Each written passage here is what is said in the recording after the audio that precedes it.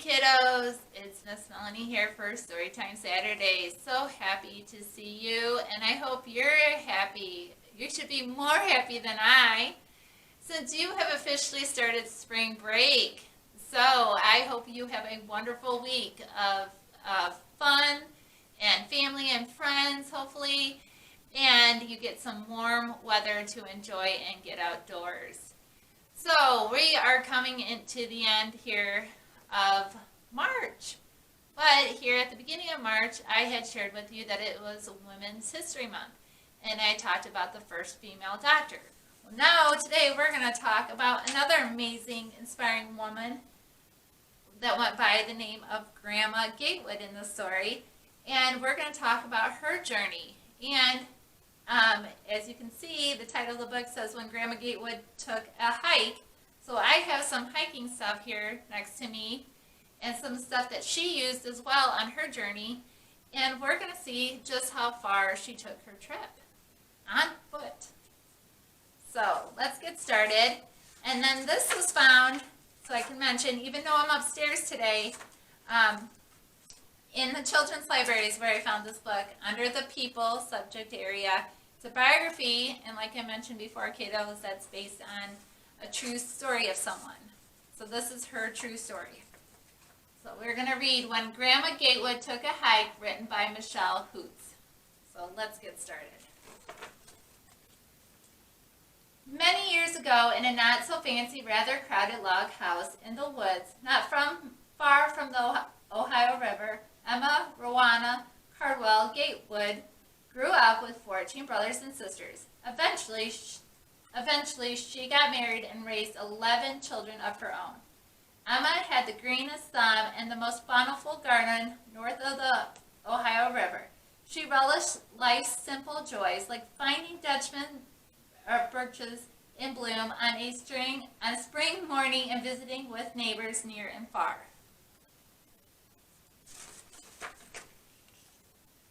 When the other folks started to buy cars, Emma chose to walk. She walked over a hill to care for an alien neighbor, which means a sick neighbor. She walked to town to clean houses for others. 5 minutes or 5 miles, Emma didn't mind the walk.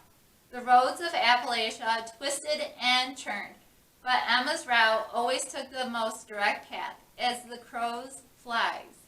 No matter that it took a body over hills, through thickets, or across streams, Emma always got where she was going on foot.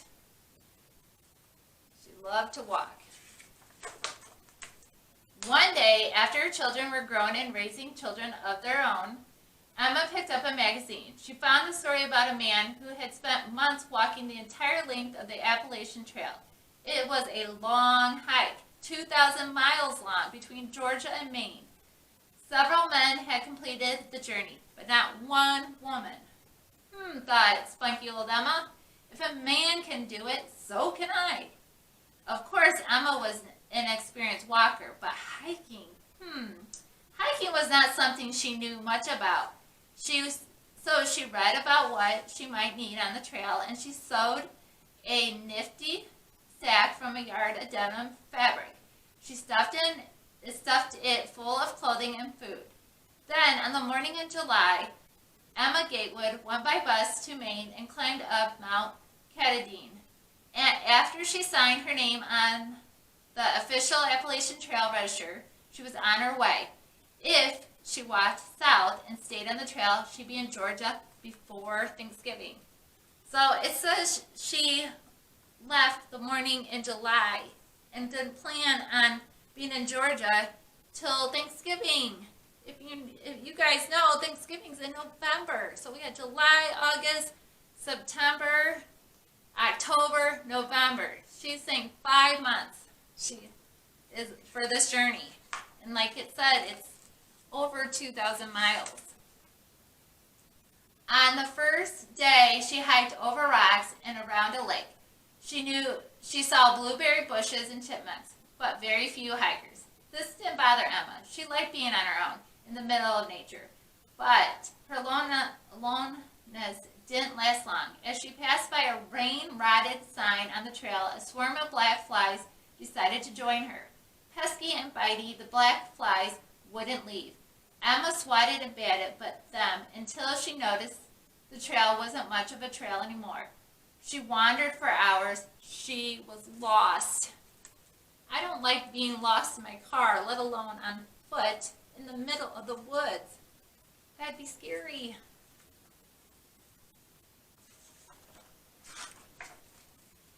Emma Gatewood didn't get discouraged. She built a fire and stayed put. Throughout the night, cold rain fell as she tried to sleep on the hard ground. The next morning, she set out again. Once she lost her eyeglasses. She couldn't find them anywhere, and then crunch! Oh man. Without her glasses, Emma was doomed. She tried to fix them with a Band-Aid, but that didn't work out so well. Overhead, two airplanes buzzed the tree tops. They flew low and slow. Now, what in the world could they be looking for? Emma wondered. Then it hit her like an acorn fallen from an oak tree. They were searching for her. And luckily, she was able to build herself a fire.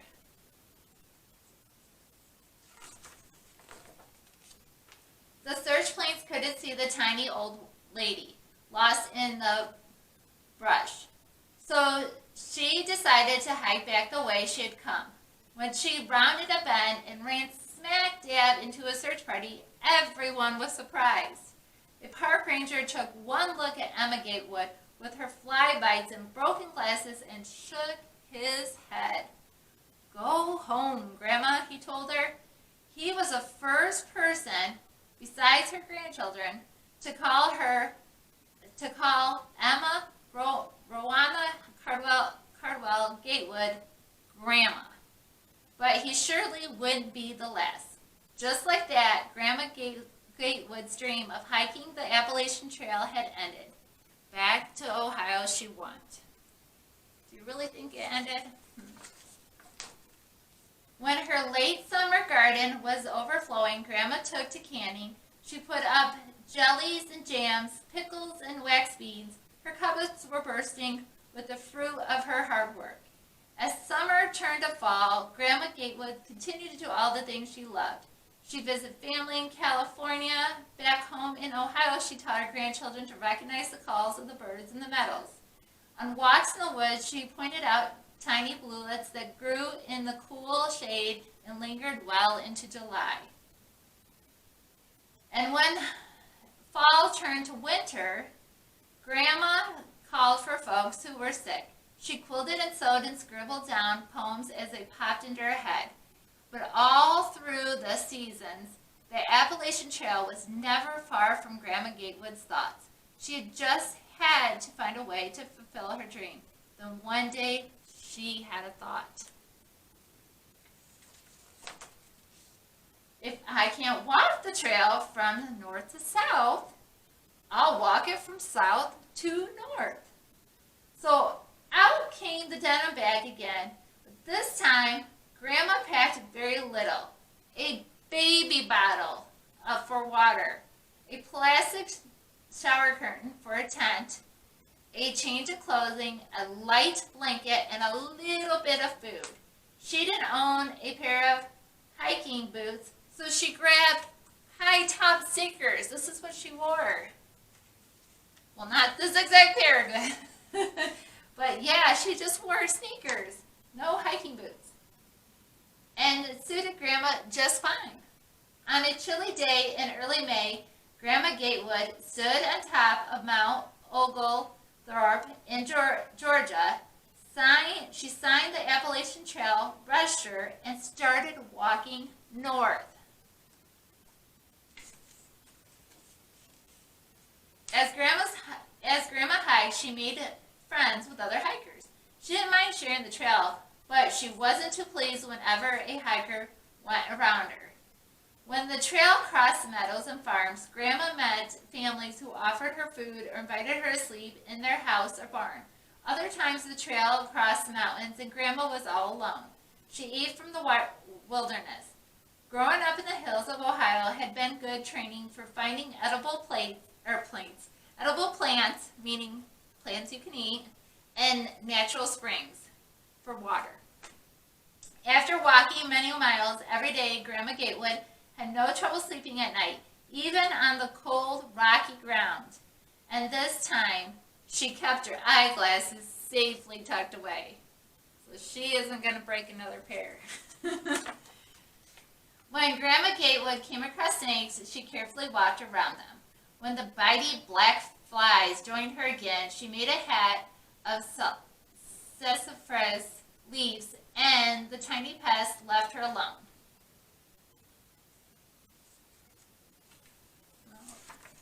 Show some wilderness right there. We've got an eagle, a raccoon, a fox, some bears over here, and a bobcat. Once while Grandma was enjoying a tin of sardines, a bobcat lingered nearby, making loud, hungry noises. "If you come too close, I'll crack you," Grandma called out to the bobcat, and he never came any closer. She scared him. Pretty soon, Grandma's journey became the talk of the nation. Magazine and newspaper reporters told her story as she hiked. She wasn't terribly fond of having her picture taken, but every now and then she paused for a photographer along the way. The whole country was cheering for the little old grandmother from Ohio. Finally, on a cold day in late September, remember, she left in May, Emma Rowana Cardwell Gatewood reached the top of Mount Katahdin in Maine, finishing the journey she had started almost 5 months earlier. May, June, July, August, September. When she set her pack down, she broke into song. Her joyous strains of "America the Beautiful" echoed down the mountain and along the trail, announcing the arrival of the most loved hiker in America. Her words of accomplishment offered inspiration to all who would follow her example. "I did it! I said I'd do it, and I've done it!" And look at her. She should be very pleased with herself. And you think that's the first time she did it? No. This amazing, amazing, amazing Grandma Gatewood became the first woman to successfully solo hike the Appalachian Trail in one continuous journey. But when she got a taste for it, there was no stopping her, it says. Less than 2 years later, she repeated her amazing journey. Then, she didn't think twice was enough. So Grandma Gatewood ended up walking the Appalachian Trail 3rd time. And that time she did it in sections. But that is just incredible. She's here. They had a picture here of her with in 1955. And there's more about her story, how she hiked on.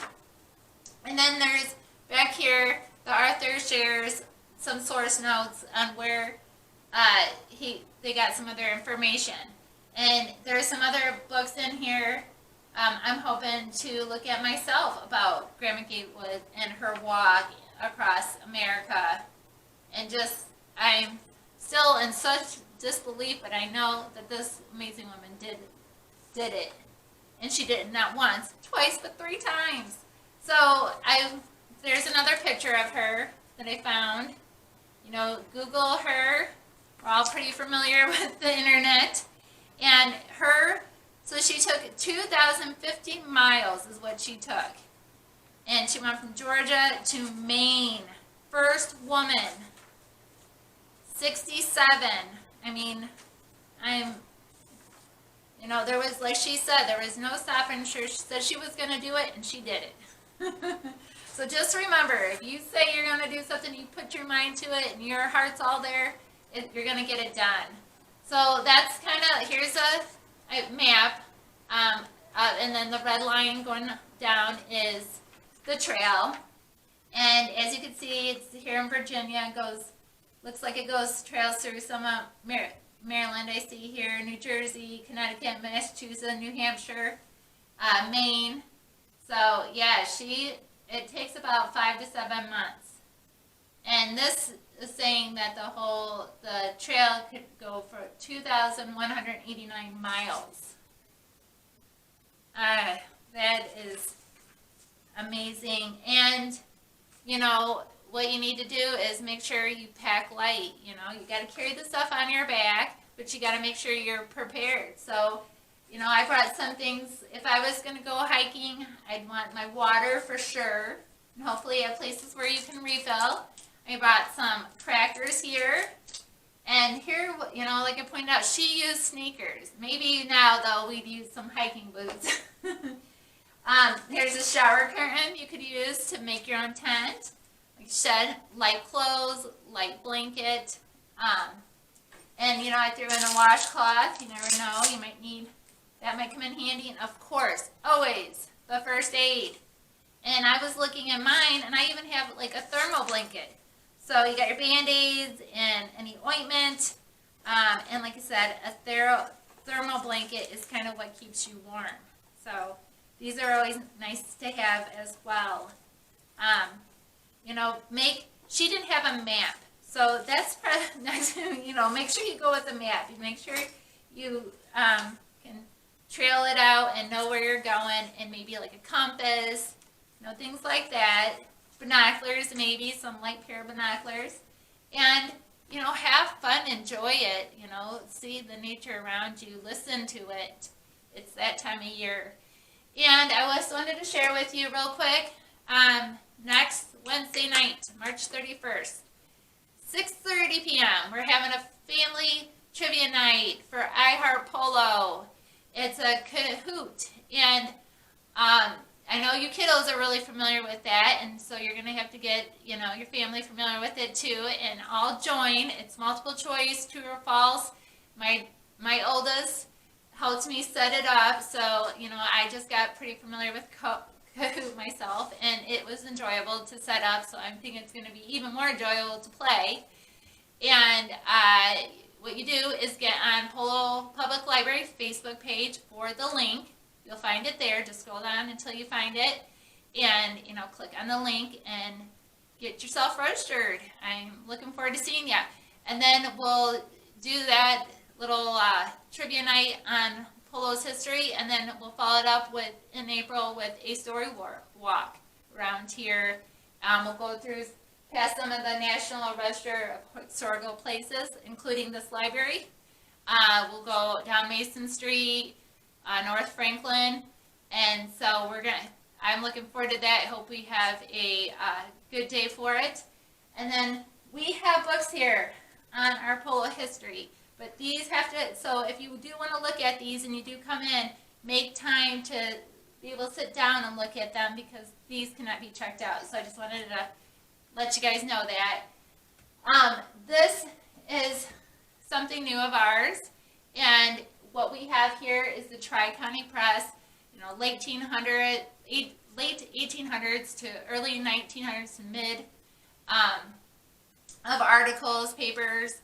So we have put them on these nice reels, and we can help you if you want to stop in, if you got maybe a paper to do, or you got some research you just want to do. We'll get this set up for you. We have this nice monitor here that'll show the images, and then you're welcome to, you know, be able to print or email or scan any of those things for your own information to keep. So come in, check this out. Check out the adult, young adult, and the children's library. And now's the time to take a book, go under a tree, sit on your porch, you know, lounge out outside and enjoy a good book.